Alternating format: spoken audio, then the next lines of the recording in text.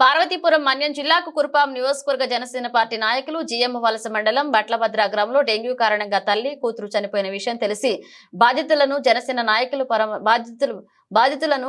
నాయకులు పరామర్శించారు. ఇక నాయకుల మాట్లాడుతూ రోగాల సీజన్ కావడంతో ఇటీవలే కురిసిన వర్షాలకు వైరల్ మలేరియా డెంగ్యూ జ్వరాలు వస్తున్నాయని ప్రజలను వేధిస్తున్నారన్నారు. ఇందులో ప్రమాదకరమైన డెంగ్యూ జ్వరం సోకి పలువురు మృత్యువాత పడడం బాధాకరమన్నారు.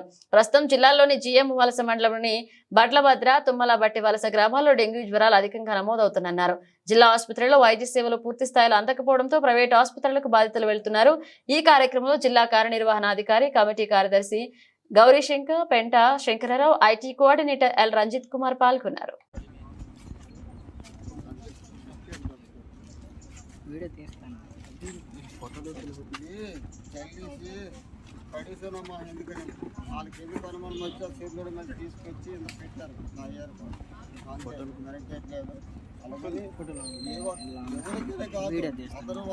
అతని చేతి వల్ల ట్రీట్మెంట్ అయ్యే వరకు చేయాలి. చేయి దాచుకుని ట్రీట్మెంట్ చేయకుండా ఏదో హాస్పిటల్కి వెళ్ళిపోతాం కానీ మనం ఎందుకంటే అతనికి తప్పట్లేదు. మా భార్యని బాగలేదు కాబట్టి ఏదో ఎక్స్ట్రా వచ్చిందనుకో నేను ఆనిస్తున్నాను. కానీ నా కూతురు విషయంలో మట్టుగా అయితే అతని ట్రీట్మెంట్ బాగలేదు. ఎందుకంటే బాగలేదంటే నేను ఎంత బాధలో కూడా డాక్టర్ ఫోన్ చేస్తే ఏటి లేదు, బీపీ డౌన్ అయ్యింది, కళ్ళు తిరిగి పడిపోయింది, అంతేకాని నాకు ప్రాబ్లం లేదు. అదొకటే నాకు కోపం. కానీ ఆ హాస్పిటల్ నా భార్య చచ్చిపోయినా నాకు కోపం. ఎందుకంటే ఏదో ఎక్స్ట్రా బాధ వచ్చింది అనుకున్నాను.